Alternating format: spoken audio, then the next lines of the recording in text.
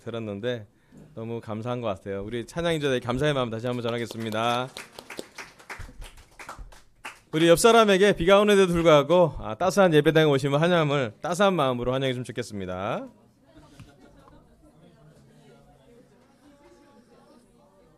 그 어려운 찬양을 라이브로 하다니.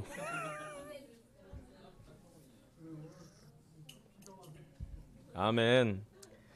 오늘 캠퍼스 자매들은요, 저희 아내랑 같이 1박 2일 동안 어디서 지금 좋은 시간을 보내고 오고 갔습니다. 그래서 우리 주연 자매가 좀 있으면 이제 12월 중순쯤 미국 교환학생으로 가게 되는데, 그 전에 좀 우리 추억을 남기려고 좋은 시간을 보내고 갔는데, 되게 자매들 밝아 보여서 너무 좋고요. 또 찬양도 오늘 제가 이 찬양을 부탁했어요. 사실은 이 찬양이 너무 좋아서. 왜냐하면 제가 이 찬양을 기존 찬송가에 있는 찬양인데, 저희 학교 졸업생 중에 이제 신학대학원을 졸업하고 목사 안수를 받는 몇 분이 계세요. 그분들이 이제 개척교회를 시작할 때 출정식에 부르는 찬양이에요. 이 찬양 부를 때 다 울어요. 왜냐하면 그 찬양 내용이 어떤 시련이 있어도 끝까지 하나님의 일을 하라는 그런 내용이기 때문에 사실 그 감동이 되게 컸어요. 저는 저희가 목사 안수 받을 때도 그 비슷한 느낌이 좀 났기 때문에, 그리고 저희가 2017년 1월 1일 날 처음에 개척 갔을 때도 똑같은 마음으로 지금까지도 정말 여기에 모인 우리가 그런 주님의 자녀들이고 끝까지 주님께서 이루실 것을 믿고 했으면 좋겠다는 찬양이라서 특별연금에 정말 맞는 찬양이라는 생각이 들었습니다. 게다가 우리 민주자매의 반주까지 또 사성으로 놀랍게 해주신 그런 것이 너무 감사하고 싶고요. 우리가 특송이 되는 교회입니다. 아멘. 네, 일산교회가 되게 부러워합니다. 반주자가 있는 교회, 캠퍼스가 있는 교회 많이 부러워합니다. 하여튼 너무 감사해요. 오늘 제가 전해드릴 말씀은요, 사실은 최근 우리 D그룹 모임을 할 때 김호 목사님이 말씀을 전했는데 저희 강서교회도 너무 필요한 것 같아서 좀 저희 쪽으로 좀 더 소화를 해서 제가 준비를 해봤습니다. 오늘 설교 주제는요, 내가 너희를 사랑한 것과 같이라는 주제로 말씀을 전하도록 하겠습니다. 우리 함께 요한복음 13장 34절부터 35절까지, 너무 유명한 구절이고 우리가 잘 아는 구절이지만 이 말씀을 통해서 좀 더 깊게 또 예수님처럼 봤으면 좋겠고요. 함께 같이 읽어보겠습니다. 이제 시작. 이제 나는 너희에게 새 계명을 준다. 서로 사랑하여라. 내가 너희를 사랑한 것 같이 너희도 서로 사랑하여라. 너희가 서로 사랑하면 모든 사람이 그것으로써 너희가 내 제자인 줄을 알게 될 것이다. 아멘. 예수님이 유월절 식탁에서 제자들에게 마지막에 한 말씀을 사도 요한은 이렇게 기록하고 있습니다. 이 말씀은 우리에게 참 소중하고 이 말씀대로 살려고 우리는 여기에서 예배를 드리고 있고 제자로 모였다고 생각해도 과언은 아닌 것 같습니다. 말씀을 묵상할수록 이 말씀은 너무 좋은 말씀이기도 하지만 너무 어려운 말씀이기도 합니다. 사실은 여러분 이 말씀을 잘 내가 너희를 사랑한 것처럼 너희도 사랑하라는 그 말씀을 봤을 때 우리 강석의 제자들은 가장 먼저 어떤 이 구절을 볼 때 어떤 느낌이 떠오르시나요? 질문을 잘 안 하기로 했는데 한 번은 꼭 해야 될 것 같아서 전임들은 이 말씀을 보고 첫 질문 이거였어요. 우리 전임들은 이 말씀을 듣고 목사님들은 어떤 게 제일 느껴지시나 했더니 대부분의 전임이 어떻게 말했냐면 찔린다고 말했어요.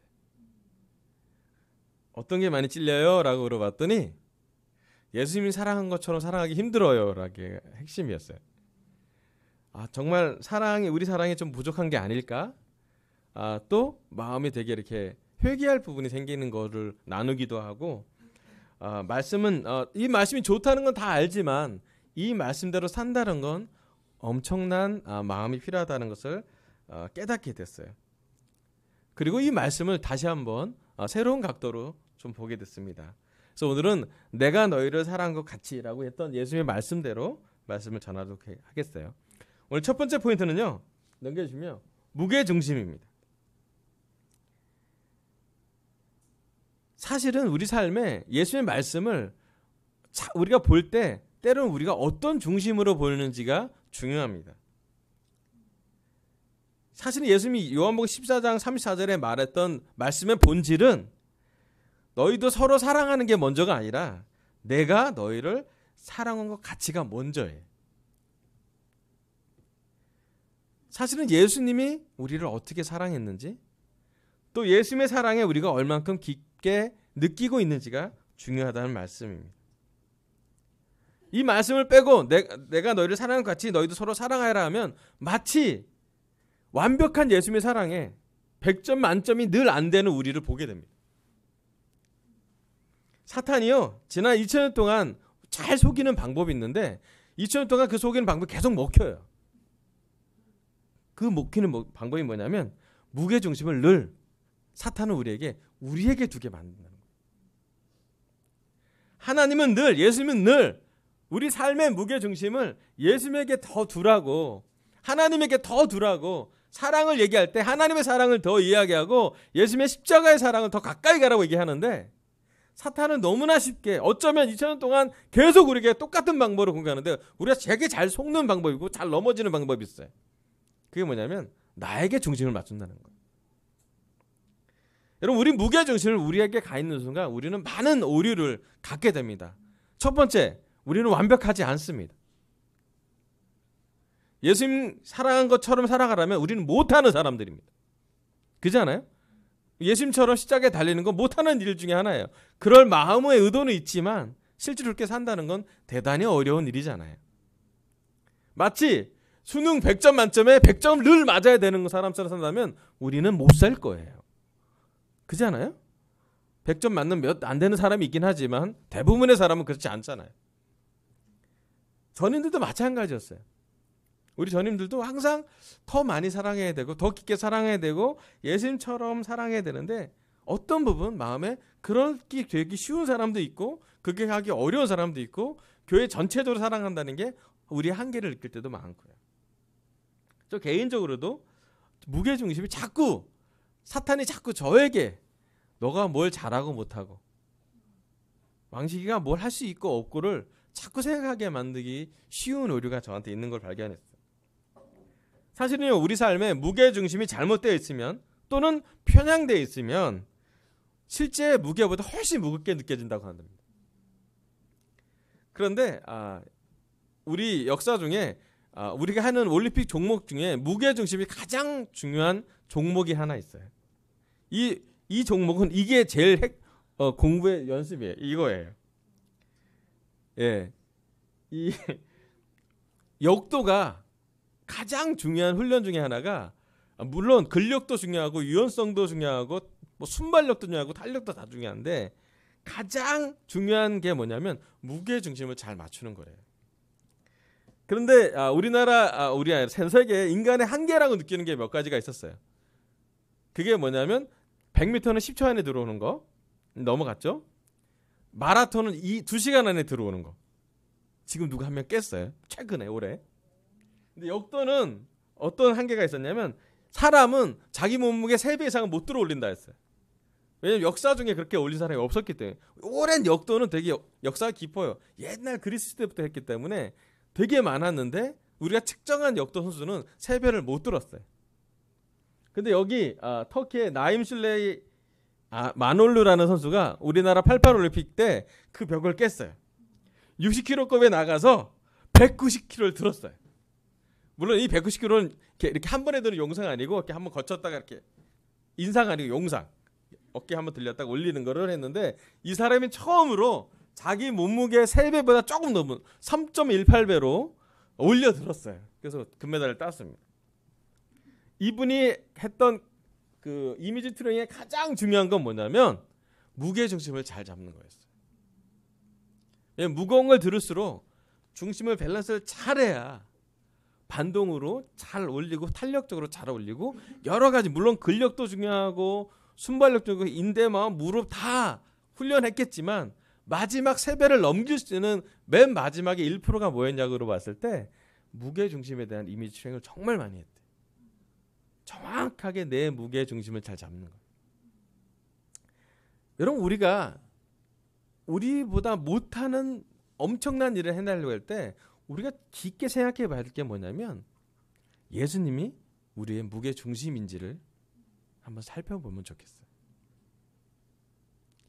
우리 삶의 동기의 무게 중심, 우리 인생의 목적의 무게중심, 우리가 누군가를 사랑하려고 할 때 그 무게중심이 나로부터 시작되는 것인지 아니면 예수님으로부터 시작되는 것인지를 잘 봐야 돼요. 때로 우리가 예수님의 제자인데 예수님의 제자라는 걸 까먹고 제자라만 기억날 때가 있어요. 이 말씀도 내가 너희를 사랑한 것처럼 서로 사랑하라고 했는데 서로 사랑하는 것에 집중된 나머지 예수님이 사랑한 것처럼을 까먹을 때가 우리가 많다라는 거예요. 그리고 사탄은 끊임없이 우리에게 우리가 뭘 못하는지를 잘 보게 합니다. 그 사탄뿐만 아니라 이 세상도 마찬가지인 것 같아요. 우리 삶을 살면 살수록, 공부를 하면 할수록, 성적을 받아보면 받아볼수록 우리의 삶은 실수투성이고 못하는 게 되게 많습니다. 우리가 중심되는 순간 우리는 자주 넘어져요. 또 넘어진데 또 넘어져요. 반복적으로 넘어져요. 하지만 예수님이 우리 삶의 중심이라면 예수님이 사랑한 것 가치를 우리 마음에 깊게 와닿게 한다면 우리 삶이 좀 차이가 있지 않을까 생각이 듭니다. 그렇다면 예수님이 생각하는 사랑의 무게중심에 관련된 구절은 무엇일까? 우리 마가복음 12장 28절부터 31절입니다.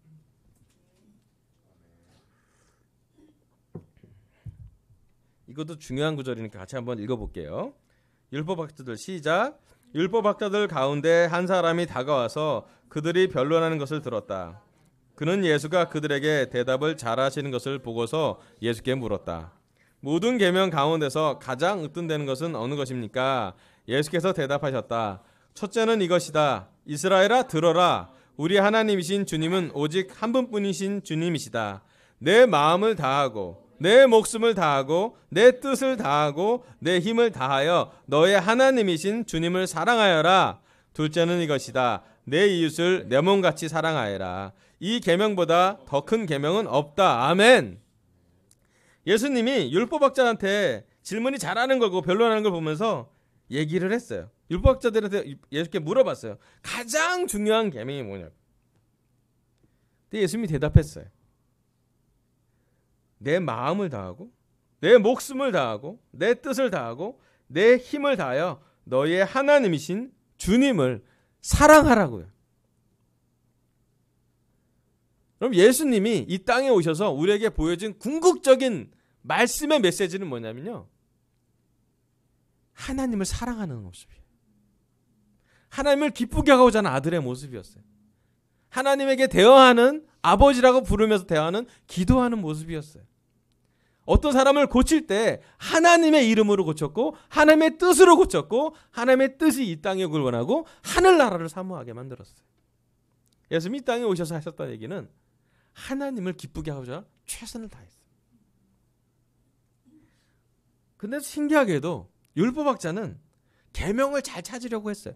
지식적으로 하나님께 다가갔고 옳고 그름으로 하나님께 나아가려고 했어요. 지식적으로 가다 보니까 가장 중요한 게 뭔지도 물어봤어요. 아마 그 율법학자는 1번 계명을 찾았던 것 같아요. 근데 예수님의 대답은 1번 계명이긴 하지만 가장 중요한 본질적인 대답을 했어요. 그게 뭐냐면 마음과 정성과 뜻을 다하여서 하나님을 사랑하라고. 근데 이 구절을 약간 뒤집어 보면요. 하나님 마음이 그래요. 예수님 마음이 그래요. 목숨을 다하고 뜻을 다하고 정성을 다하고 마음을 다해서 우리를 사랑했지 않았습니까? 예수님의 십자가의 사랑은 오늘 우리에게 아직도 그렇게 다가오지 않습니까? 자기가 사는 뜻보다 하나님의 뜻을 먼저 했던 예수님이에요. 죽기까지 순종하면서 다른 사람을 탓하지 않았던 것이요. 심지어 자기를 찌르는 병사를 용서하는 예수님. 예수님이 우리를 마음과 정성과 뜻과 목숨과 힘을 다해서 먼저 사랑하셨습니다. 여러분 성경을 한마디로 표현하면 하나님이 우리에게 펴낸 러브레터, 사랑편지라고 합니다. 물론 우리가 성경을 읽을 때 이렇게 로맨스 있게 읽지는 않죠. 그렇게 보려고 노력은 하지만 쉽지 않아요. 하지만 하나님이 우리에게 바라는 것은 남편이 아내를 사랑하게, 또 아내가 남편을 사랑하게, 부모가 자식을 사랑하게, 또 자식이 부모를 사랑하게, 이웃이 서로 사랑할 수 있게, 눈에 보이는 형제들을 사랑할 수 있게, 교회를 사랑하게, 이 교회와 이 사회와 이 공동체를 사랑하게 하시려고 할 때 제일 먼저 했던 것은 예수님이 하나님이 우리를 어떻게 사랑했는지를 깨닫는 것이었어요.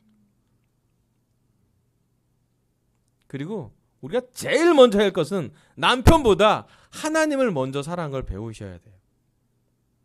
아내보다 예수님을 사랑한 걸 배우셔야 돼요. 하나님을 사랑할 때 남편 조금 사랑할 수 있어요. 예수님이 먼저 도왔을 때 예수님한테 배워서 아내를 좀 더 사랑할 수 있는 것이에요. 예수님이 사랑한 것을 충분히 느꼈을 때 그때 우리는 비로소 세상 사람을 조금 사랑해요. 하나님을 믿는, 보이지 않는 하나님을 믿을 때 우리 보이는 사람을 믿을 수 있게 좀 도움이 되죠. 여러분, 우리가 하나님을 사랑하는 걸 먼저 해야 우리 삶의 균형이 잡혀요. 예수님이 우리에게 충분히 사랑한 걸 느껴야 이 교회는 균형이 잡힙니다. 이 예배가 우리를 기쁘게 하는 시간이 아니라 하나님을 기쁘시게 하는 시간이 될 때 이 예배는 정상적인 균형을 맞춰요. 나를 기쁘게 하는 예배는 내가 원하는 예배가 되고 말아요. 하지만 하나님을 기쁘시게 하는 예배는 어쩌면 눈물로 회개하는 예배일 수도 있고, 착한 예배가 아니라, 나이스한 예배가 아니라 마음에 찔리는 예배가 될 수도 있고, 또 하나님의 은혜와 예수님의 십자가의 사랑을 깊이 느끼는 예배이기도 되고, 더 정확히 얘기하면 우리의 마음과 뜻과 정성을 다해서 하나님을 기쁘시게 할 때, 왜냐하면 하나님이 그렇게 우리를 사랑하고 예수님이 우리를 그렇게 사랑하기 때문에 그 눈높이로 가려고 노력할 때 이 예배는 하나님께 기뻐 받으시는 예배가 됩니다. 어쩌면 예수님이 이 땅에 오셔서 육신의 옷을 입고 와서 우리에게 보여줬던 모습은 바로 그러한 모습일 거예요. 하나님을 사랑하는 한 아들, 하나님과 대화할 때 기도하는 아들, 어떤 문제가 있을 때 하나님께 먼저 구하고 어떤 일이 있어도 무게중심을 하나님께 두는 한 사람이 바로 예수님이었습니다. 그런 예수님에게 무게중심이 잘못된 것을 도와주려고 했어요. 우리 요한복음 5장 39절부터 42절 읽겠습니다. 요한복음 5장 39절입니다. 너희가 성경을 연구하는 것은 영원한 생명이 그 안에 있다고 생각하기 때문이다. 성경은 나에 대하여 증언하고 있다. 그런데 너희는 생명을 얻으러 나에게 오려고 하지 않는다. 나는 사람에게서 영광을 받지 않는다. 너희에게 하나님을 사랑하는 마음이 없는 것도 나는 알고 있다. 아멘. 당시 유대인들은 하나님을 사랑한다고 생각했어요. 하나님을 사랑하는 표현으로 그들은 율법을 연구하고 성경을 공부하고 율법을 철저히 지키려고 했어요. 그러한 유대인을 보고 예수님은 얘기합니다. 너희에게 하나님을 사랑하는 마음이 없다라고요. 유대인들은 억울했어요. 그들의 역사가, 그들의 문화가, 그들의 하루 생활이 하나님을 사랑하려고 하는 것이 그들의 목적이었기 때문에 사실은 예수님이라는 얘기할 때 그들은 너무나 힘들었어요. 여러분, 때로는 우리 안에 우리 또한 종교적으로 유대인의 삶을 살 때가 있어요. 말씀을 보고 기도를 드리고 예배를 오고 찬양을 하고 말씀을 듣지만 우리 마음속에 하나님이 사랑하는 마음을 얼만큼 키우고 있는지. 유대인들은 율법을 지키고 제사를 드림으로써 하나님과 사랑하려고 했어요. 하지만 율법을 지키려면 지킬수록 율법에 부족한 그들을 발견하게 됩니다. 마치 100점짜리 만점 되는 교과서를 들고 하나라도 틀리면 안 되는 그러한 삶을 그들에게 요구했어요. 근데 예수님은 그렇게 하는 것이 아니라 율법을 완성시키려고 했어요. 그 율법을 관통하는 율법의 본질이 무엇인지 하나님 사랑하는 것이. 하나님이 우리를 사랑한다는 것은 율법에 기록된 모든 것이 하나님이 우리를 사랑한다는 것이 율법이라고. 율법을 지킨다는 건 뭘 의미하는 것인지 하나님을 다시 사랑하게 돕는 것이에요. 하나님이 기쁘게 하는 것을 삶의 목적으로 삼는 것이에요. 유대인과 예수님이 그래서 충돌했어요.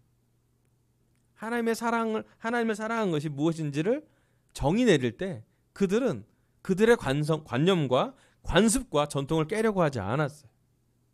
하지만 예수님은 본질에 더 충실했기 때문에 율법을 완전하게 지키는 것이 목표가 아니라 율법의 목적 자체가, 본질 자체가 하나님을 사랑하는 것으로 정의 내리고 뜻과 정성과 목숨을 다해서 하나님을 사랑하라고 했고, 심지어 예수님도 그 모습을 보여주셨습니다. 여러분, 때로는 우리가 사탄한테 많이 속아 넘어가는 것 중에 하나가 뭐냐면 하나님을 사랑하는 것이 아니라 하나님이 주시는 선물을 사랑하는 것이에요. 여기 말씀 나왔지만 너희가 성경을 연구하는 것은 영원한 생명이 그 안에 있다고 생각했기 때문이에요. 그들이 율법을 연구한 목적이 영원한 선물을, 하나님과 함께하는 것이 아니라 하나님과 함께하는 선물을 원했던 거예요. 여러분, 때로는 우리가 그런 실수를 할 때가 있어요. 예수님과 하나님과 본래의 관계를 기뻐하기보단 예수님이 주시는 선물, 하나님이 주시는 축복, 이 세상에서의 성공, 죽어서 천국 가는 것을 목표로 하는 여러분, 때로는 선물에 집중된 우리는 하나님과의 관계에 집중되지 않을 때가 있어요. 또는 선물이 목적으로 될 때 관계는 얕아질 수밖에 없어요. 우리 아이들을 도와줘서 교회를 오게 만들기 쉽습니다.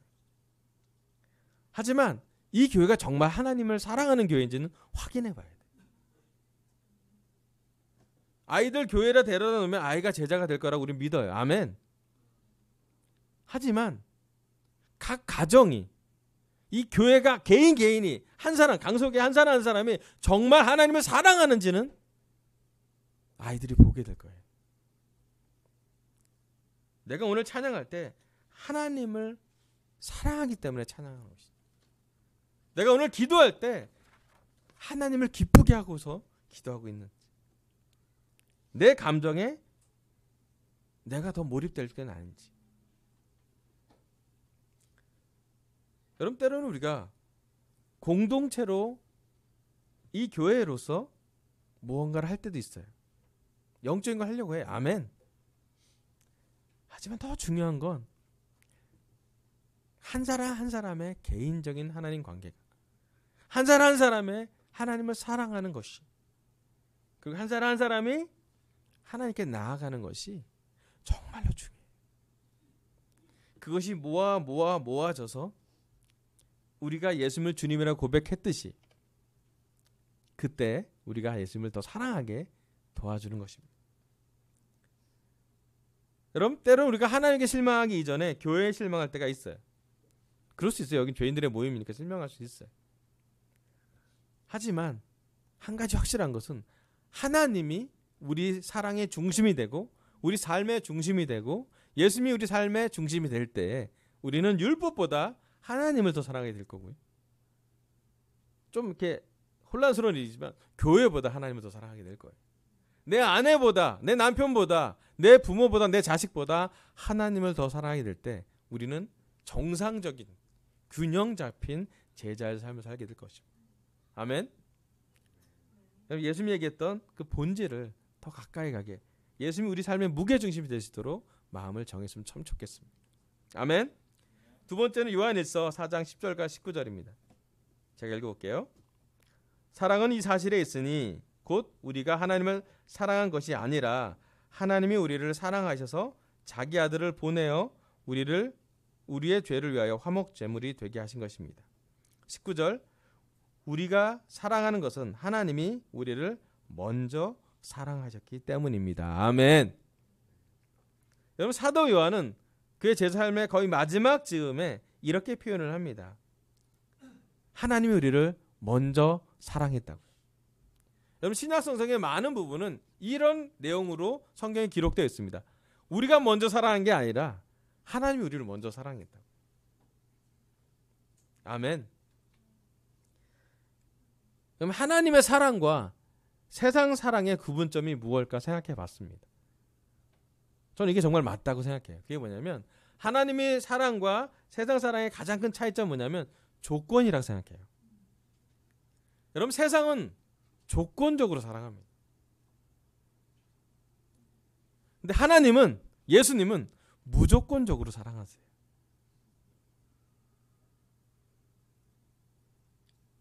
때로는 우리가 근데 또 재밌는 건 뭐냐면 무조건적인 사랑을 소망하긴 해요. 가장 무조건적인 사랑이 뭐냐면 부모가 아이들을 사랑할 때. 그잖아요? 별로 조건을 별로 달려고 하지 않아요. 그런데 요즘 조건이 자꾸 달려주려고 해요. 너가 공부를 좀만 더 잘하면 좀만 이렇게 그래서 애들은 맨날 시험 받아요. 예. 오늘 아침에 제가 택시 타고 왔는데 우리 딸이랑 같이 딸이 또 택시에 놀랍게 핸드폰을 놓고 내렸죠. 예, 그 얘기를 처음 들었을 때 이거는 죄가 아니라 실수예요. 할 수 있잖아요, 그죠? 근데 저는 왜 화가 나죠?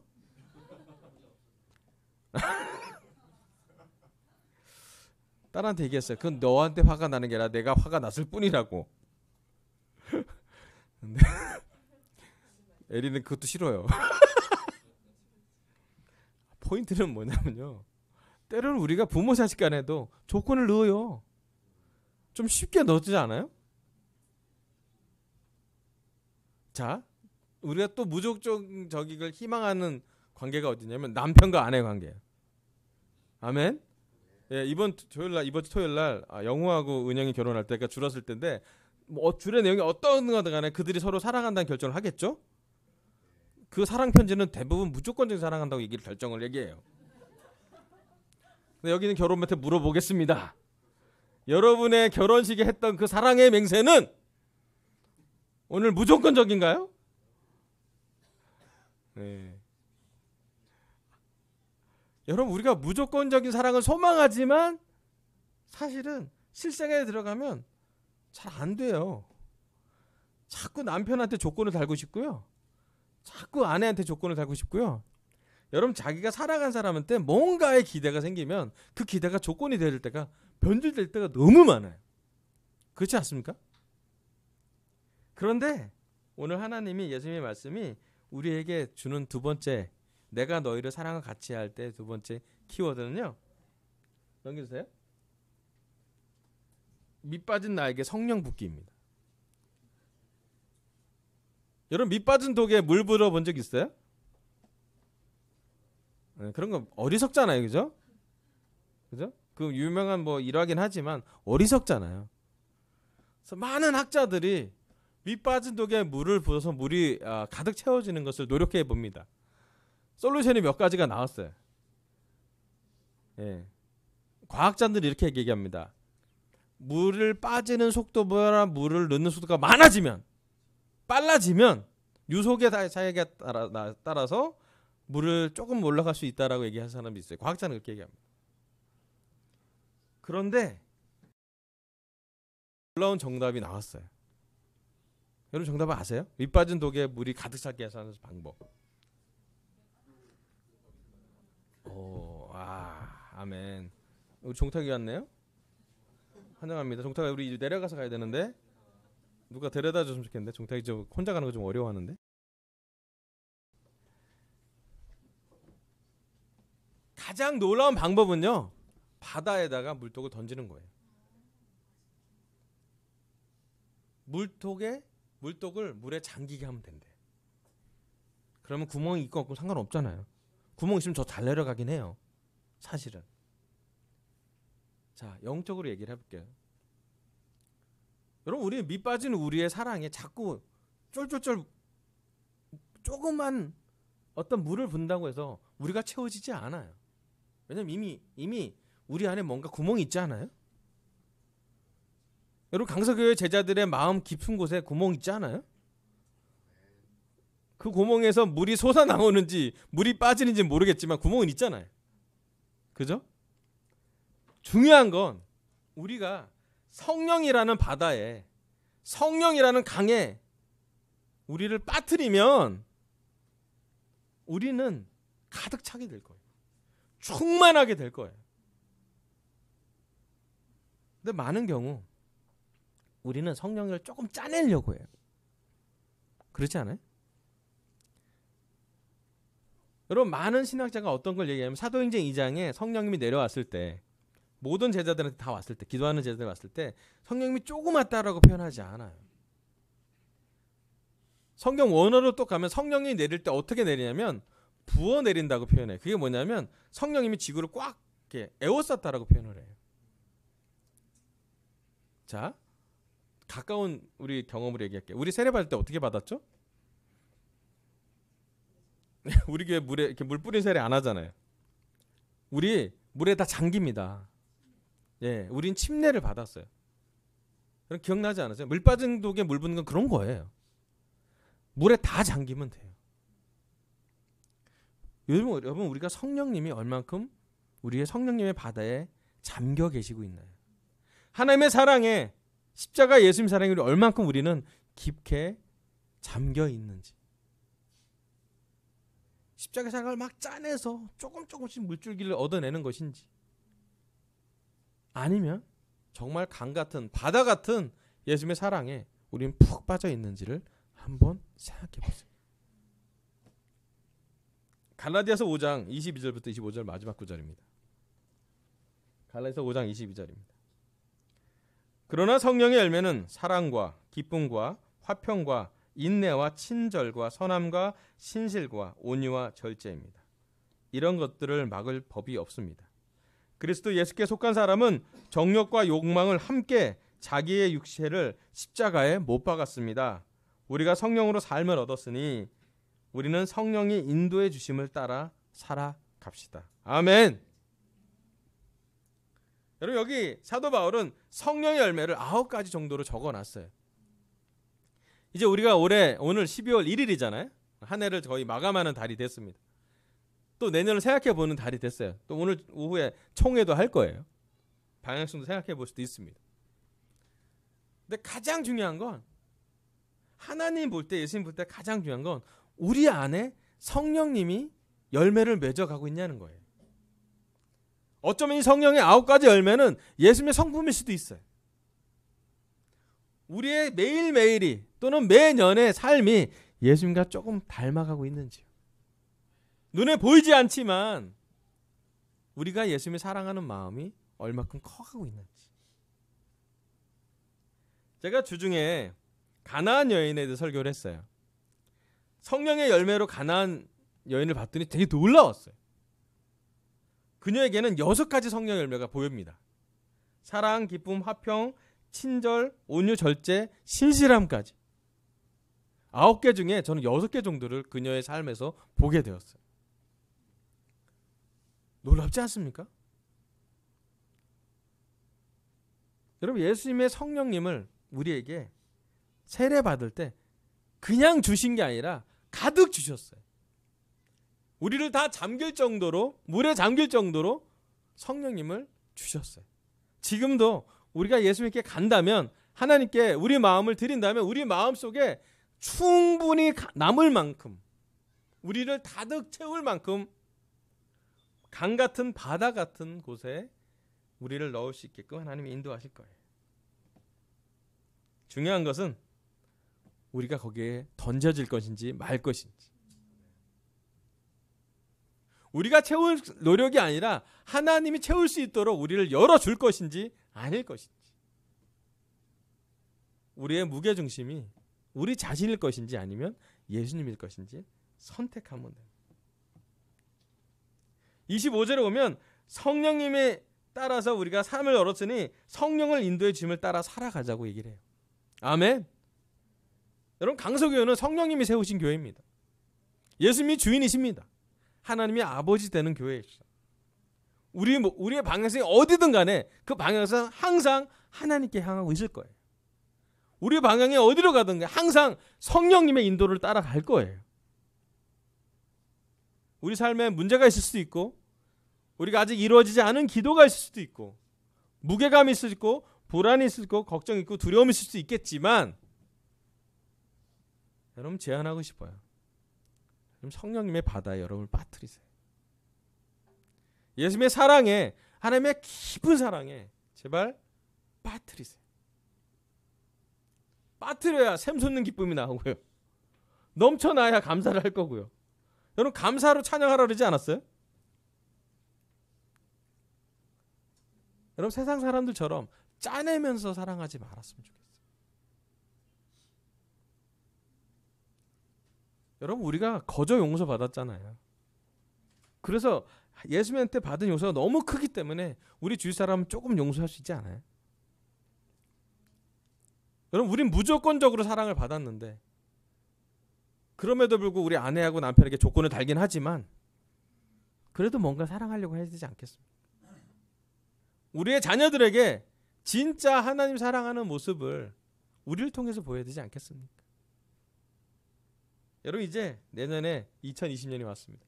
우리가 뭐 비전 2020이라고 막 얘기를 했는데 제가 한 가지 분명히 아는 건 2020년에도 성령님이 인도하실 거라는 거예요. 그래서 불안해하지 않았으면 좋겠어요. 이 교회가 어디로 갈까 걱정하지도 않았으면 좋겠어요. 물론 고민하고 기도하고 나아갈 걸 생각해야 되지만 가장 중요한 것은 예수님한테 우리가 푹 빠져 있을 때 성령이라는 바다에 우리한테 조금 물을 뿌려주는 세례가 아니라 우리가 침례를 받았듯이 예수님한테 우리가 푹 빠져 있다면, 성령님에 푹 빠져 있다면, 하나님의 은혜에 우리가 푹 빠져 있다면 밑 빠진 우리에게 가득 차지 않겠습니까? 충만하지 않겠습니까? 자유로울 거고요, 용서할 거고요, 여유가 있을 거예요. 아멘. 마지막 슬라이드 넘겨주세요. 오늘 하나님은 저의 입술을 통해서 내가 너희를 사랑한 것과 같이라는 주제로 말씀을 전하겠습니다. 첫 번째 키워드는요, 무게중심이에요. 사람과의 관계가 우리가 무게중심이 아니라 하나님 관계가 무게중심이라고. 예수님이 우리를 사랑한 것을 기억하고 또 우리도 하나님을 온 마음과 정성과 힘을 다해 사랑했으면 좋겠어요. 아멘. 두 번째 키워드는요, 밑빠진 나에게 성령을 부으라고요. 성령이라는 강과 바다에 여러분 푹 잠겨 보시길 바랍니다. 이번 12월은 성령님과 함께하는 12월이 되길 바라겠고, 이번 한 주간은 성령님이 나에게 어떻게 인도하시는지를 좀 볼 수 있으면 좋겠어요. 제가 정말 믿는 것은 여러분이 세례받은 그날부터 지금까지 성령님이 여러분 늘 가득 채울 생각을 할 겁니다. 저와 여러분에게 성령님은 오늘도 인도해 주실 거예요. 중요한 건 우리의 마음을 활짝 열어서, 우리 밑빠진 독을 충분히 뚜껑을 더 열어서 하나님과 예수님의 사랑을 진심으로 푹 잠기도록 경험하길 바라면서 설교를 마치겠습니다. 감사합니다.